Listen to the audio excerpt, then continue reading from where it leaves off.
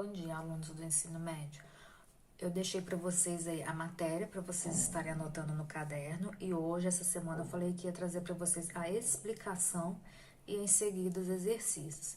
Então, veja bem aí, figuras de linguagem. Figuras de linguagem, ela é dividida em 3 grupos. Quem anotou deve ter visto essa divisão. Primeira coisa, gente, figuras de linguagem vocês começam a estudar desde o 9º ano, igual eu falo sempre com vocês, e vai até o 3º ano do ensino médio, porque é uma das matérias que mais cai no Enem e demais concursos aí, nível técnico, escola federal e assim por diante. Então, o que é figura de linguagem? Figuras de linguagem trabalha-se muito a conotação, o sentido conotativo da palavra. O que significa isso? O sentido figurado. Então, veja bem aqui, olha só. A primeira que nós temos aí é a de pensamento. O que é o pensamento? O que são as figuras de pensamento? Vocês vão anotar a definição aí que eu trouxe hoje para vocês, tá? Vocês vão acompanhar no caderno junto com a explicação. O que é a figura de pensamento? São figuras de linguagem que têm como objetivo aumentar a expressividade da mensagem, ou seja, o nosso pensamento, o nosso raciocínio, a questão da sua expressão, do jeito como você quer passar a informação. Então, o próprio nome indica, é figura de pensamento, é a forma como você pensa, o autor pensa, o poeta pensa. Então, olha o nosso primeiro caso aqui, ó. Figuras de pensamento, antítese. Antítese, pessoal, muito cuidado, porque é a aproximação de palavras ou expressões que têm ideias contrárias. Vocês podem estar marcando essa expressão, ideias contrárias, aí no caderno. Nosso exemplo: aquele fogo em sua face apagava-se com o gélido coração. Quais são as ideias? Fogo e coração gélido. Face pegando fogo e o coração frio. Ideias contrárias: fogo e gelo, tá? Antítese. Eufemismo. Olha só, o que é o eufemismo? Nós vamos usar palavras suaves para falar algo ruim. Então, antigamente falava lá que fulano morreu, não falava que fulano morreu. Fulano subiu para o céu, fulano vestiu paletó de madeira, para designar que o fulano morreu. Olha o nosso exemplo. O nobre deputado faltou com a verdade. Em vez de eu colocar que o nobre deputado falou mentira ou mentiu, que fica uma palavra muito pesada, eu vou colocar que ele faltou com a verdade. Então, isso aí é o eufemismo. Nós podemos empregar muito isso nas redações para enriquecer. Eu não vou colocar lá que, infelizmente, a maioria dos políticos são corruptos, são ladrões, que não sei o quê. Vocês podem colocar que, infelizmente, a maioria dos políticos não agem com honestidade. Isso aí é um eufemismo, em vez de eu colocar que é corrupto, que é ladrão, que é bandido, que é isso e aquilo. Segundo caso é a gradação, ou seja, é a maneira como ascende ou descende as ideias organizadas na frase. Ou seja, há uma gradação, ou vai subir ou vai descer. Olha só, respirou e pôs um pé adiante, depois outro, tá vendo uma gradação. Olhou para o lado e o caminhar virou trote, que virou corrida, que virou desespero. Então, ele respirou, andou, olhou, virou, caminhou, trotou e depois virou corrida. Então, houve uma gradação de acontecimentos, de ações nessa frase. Nascer, viver, morrer é uma gradação. Segunda aí, ó, ironia, que eu até comentei aí na correção, não sei se foi com o 3º ano, acho que foi com o 1º ano. Questão de ironia e de humor. Ironia é uma figura de pensamento. Quando se fala ironia, não tá querendo trazer humor, não, tá? Então, olha só, é sempre a intenção de fazer uma crítica. E no caso aí, muitas vezes, você tem que ter o conhecimento prévio daquele assunto para entender a ironia. Olha só, o presidente Lula é o mais culto e bem informado de todos os presidentes. É uma ironia, porque todos nós sabemos que ele não tem nenhuma formação superior. Então, a pessoa que fez essa frase está sendo irônica, está fazendo um deboche. Próxima aí, ó, hipérbole. Hipérbole é o mais fácil, pessoal, porque muitos de vocês usam no dia a dia, até às vezes a mãe de vocês aí em casa. O que é hipérbole? É o exagero, ou seja, é o exagero para exprimir uma ideia. Alunos, ideia tá com acento aí, mas não tem mais acento, tá? Que eu esqueci de tirar. Então, veja bem aqui, ó. Às vezes vocês falam em sala de aula, posso beber água? Tô morrendo de sede. Essa expressão morrendo de sede é uma hipérbole, é um exagero. Você não está morrendo de sede, você é um exagero. Às vezes a mãe ou o pai em casa, já falei 1000 vezes, desliga isso, vai deitar. Ela não falou 1000 vezes, mas ela está usando o argumento, a figura de pensamento hipérbole. Ouça o nosso exemplo aí, ó. Eu nunca mais vou respirar se você não me notar. Eu posso até morrer de fome se você não me amar. Morrer de fome aí é um exagero na letra da música aí do Cazuza. Então, a hipérbole é o exagero. Próximo, prosopopeia ou personificação. É mais fácil a gente lembrar o que significa essa figura de pensamento quando a gente fala a palavra personificação. Ou seja, personificação vem de pessoas. Você vai personificar, dar características humanas a seres não humanos. Veja bem aí, ó. Seus olhos corriam pela fazenda enquanto a lua lhe sorria. Sorrir é uma característica do ser humano. Lua não é um ser humano. Então, houve uma personificação da lua. Isso aí pode vir com o nome de prosopopeia ou personificação. Agora, nós entramos no segundo aí, ó, no segundo grupo, que são as figuras de palavras. O que é as figuras de palavras? Vai ser questão do aspecto semântico, através de comparação e substituição, associando as palavras.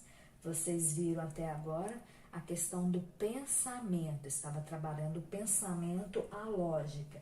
Agora vai utilizar as palavras para fazer a comparação.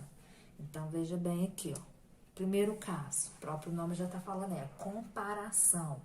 É a mais tranquila de todas. O que vai significar isso aí? Você está fazendo uma comparação direta entre seres, seja pessoas, animais, objetos, a questão de qualificação. Sempre vai existir conectivos, viu, pessoal? Então, o que nós temos aqui, ó? Veja bem, como, assim como, bem como, tal qual. Vocês têm que usar esses conectivos quando se faz uma comparação. Francisco é esperto como o pai, e assim por diante. Naquele domingo, trabalhou como um cavalo, ou seja, comparou aquela pessoa com o cavalo que trabalha o tempo todo, carregando as coisas. Então, nesse caso, houve uma comparação entre a ação dele trabalhar com o animal. Olha o nosso conectivo aqui, ó. Como? Poderia. Tal qual um cavalo e assim por diante. Segunda é a metáfora. Ela é parecida com a comparação, muito cuidado, só que na metáfora não existe os conectivos, como, assim como, tal qual, tá? Olha lá, dispensa os conectivos que aparecem na comparação. Se eu falo, a menina é uma flor, é metáfora. Agora eu falo, a menina é bonita como uma flor. Agora eu tenho uma comparação. Olha o exemplo aí, ó. Naquele domingo, ele era um cavalo trabalhando. Tirei o elemento lá, o conectivo de comparação, transformei em oração e ela passou a ser uma metáfora. Como que a gente guarda isso? Metáfora como se eu estivesse afirmando. E a comparação, o próprio nome já diz, você vai comparar alguma coisa com outra. Nossa segunda aí, ó, é metonímia. Vocês vão usar uma palavra, tá vendo? Ó, figura de palavras, por outra, e elas vão estar no relacionado entre si. O autor pela obra, por exemplo, todos leram Machado para a prova. Vocês não leram Machado, vocês leram um livro de autoria de Machado de Assis. O instrumento pela pessoa que dele se utilizar. Todos sabiam que Adamastor era bom de copo. O que significa isso? Ele gostava de beber, vivia bêbado, tá? Então, isso aí é a metonímia. Vocês substituem uma palavra por outra de mesmo valor, de mesmo peso. Adoro Titãs. Não é Titãs, é as músicas que a banda toca, tá? Então, isso aí é uma metonímia. Continuando o exemplo aí, olha só. O recipiente, continente pelo conteúdo, olha só. Todos queriam naquele instante um bom copo d'água, ou seja, o recipiente pelo produto.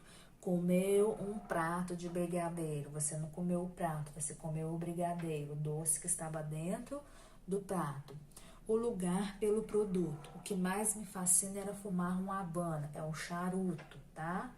Mesma coisa aí, ó.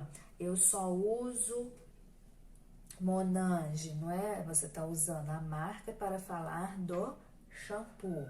Então, vocês têm aí a marca, por exemplo, Gillette, Maizena. Às vezes você fala assim, ó.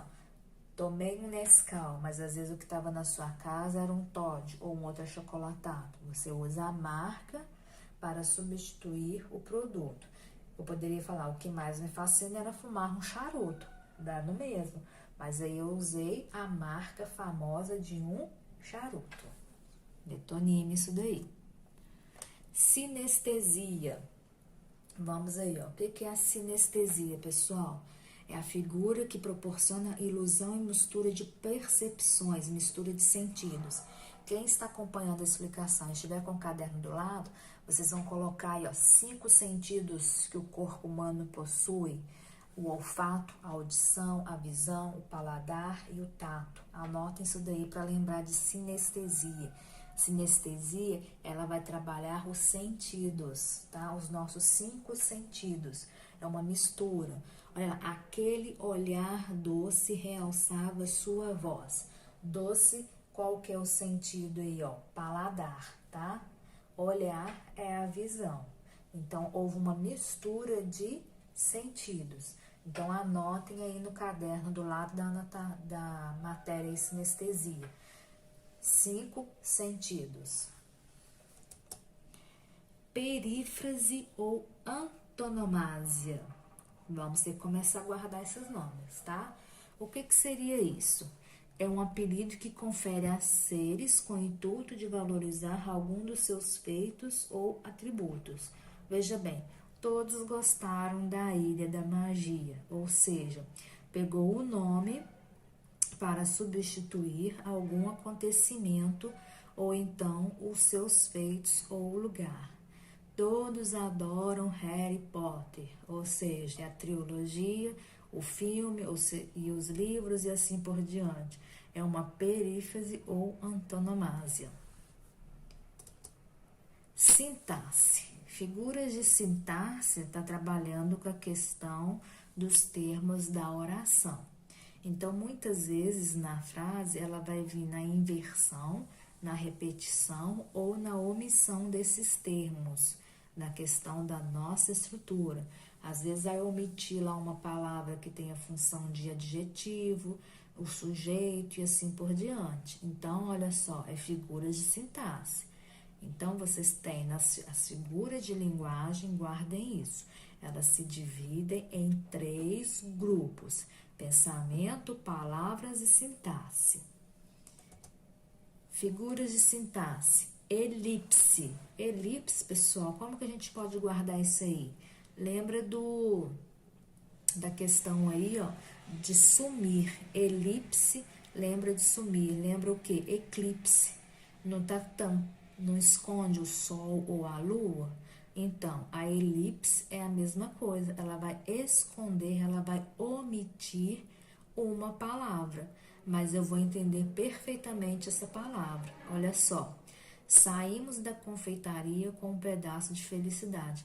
Quem é que saiu da confeitaria? Nós, olha aí de vermelho.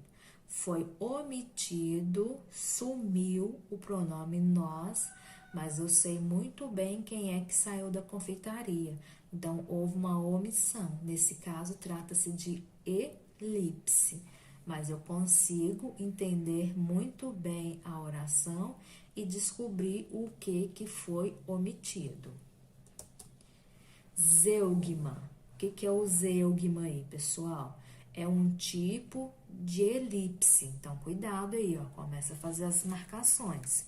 Ocorre zeugma como duas orações compartilham um termo omitido. Isto é, o termo omitido é o mesmo que aparece na oração anterior. Veja bem aqui para vocês entenderem. Todas querem dinheiro. Eu, amor. O que foi omitido nessa segunda oração que apareceu na primeira? Veja bem aqui, ó. Todos querem dinheiro, eu quero amor. Ou seja, o verbo aqui, ele foi omitido, tá? Então, como que eu vou saber diferenciar se é zeugma ou se é elipse? Zeugma, o termo aparece na primeira oração e some na segunda. Elipse, o zeugma não aparece hora nenhuma. Ele já está escondido. Lembra do eclipse, tá? Pleonasmo. Pleonasmo a gente escuta aí o tempo todo, pessoal. Pleonasmo é a repetição desnecessária. A gente fala muitas vezes aqui, ó, que é o pleonasmo vicioso da língua portuguesa. É o famoso subir para cima, descer para baixo, entrar para dentro, sair para fora. Ou seja, é uma repetição de uma expressão desnecessária. Muitos autores utilizam o pleonasmo com o sentido aí de trabalhar a literatura ou enfatizar uma ideia. Então, se num poema, num trecho, numa tirinha, num conto, nós vermos o pleonasmo, o autor ele quis enfatizar aquela ideia. Olha o nosso exemplo. Cheguei até aqui caminhando com as minhas próprias pernas. Se a gente caminha com as pernas. Então, não havia necessidade de colocar minhas próprias pernas. Nesse caso aí, vocês têm exemplo de pleonasmo. Inversão, pessoal. O que é inversão? O nome já fala para vocês aí, ó. Vai ocorrer a inversão de ordem natural de termos no enunciado, a fim de conferir o que? Especiais efeitos. A própria definição de inversão trouxe um modelo de inversão. Olha só, conferir-lhe especiais efeitos. Eu poderia colocar efeitos especiais. O que seria isso aqui, ó? Sua alma nunca vi. Se eu colocar na ordem certa, seria nunca vi sua alma. Ou seja, houve uma inversão nesse caso.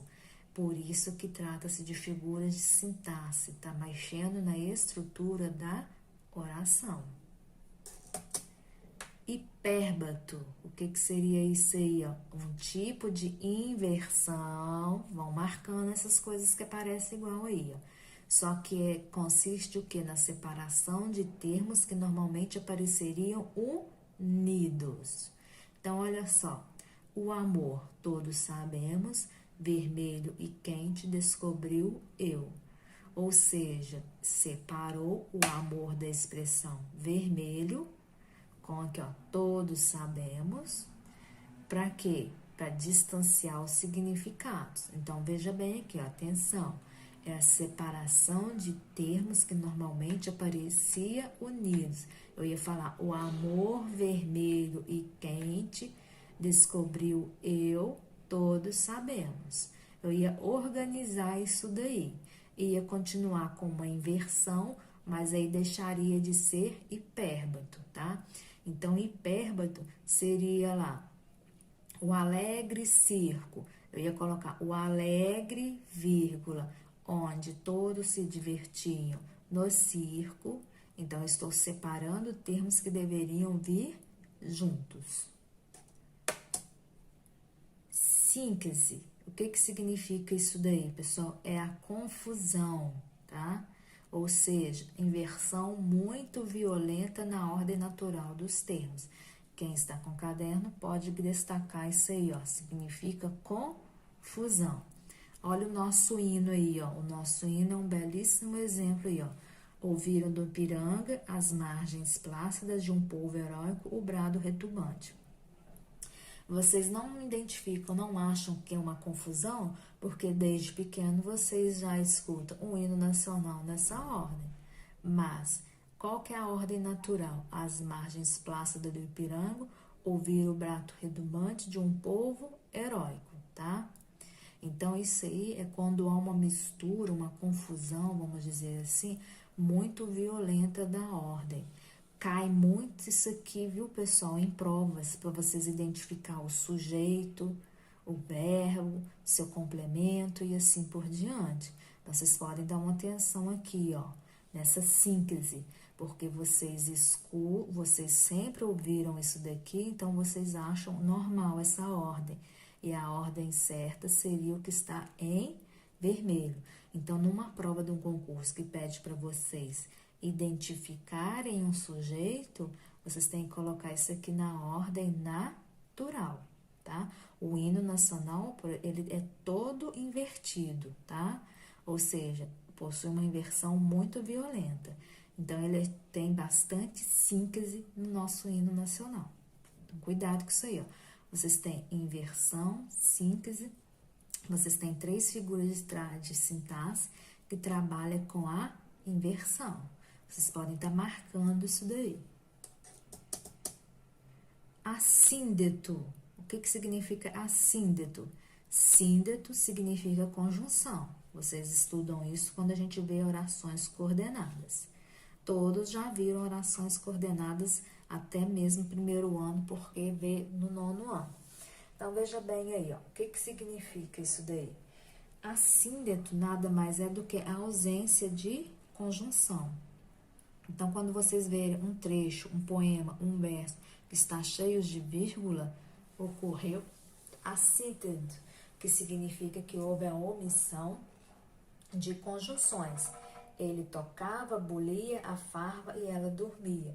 Ou seja, ele tocava, bulia e arfava, enquanto ela dormia, e ela dormia. Então, ficou faltando uma conjunção nesse modelo, houve a omissão.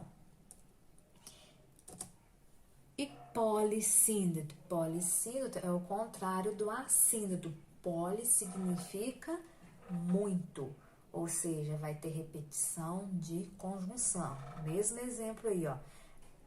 Ele tocava e bolia e arfava e sorria e cantava e cheirava e assim por diante. Então, quando tem a repetição de conjunções, significa que é polissíndeto, muitos, tá? Então, vocês podem estar marcando isso daí também. Onomatopeia é a mais fácil de todas, né? Ou seja, eu vou representar através de palavra sons de animais e objetos. Ele me deu um susto e ploft, o bolo caiu no chão. A campainha tocou, din-dom, o cachorro latiu, uau, uau. São exemplos de onomatopeia. Espero que vocês tenham entendido e na próxima aula vocês vão fazer os exercícios.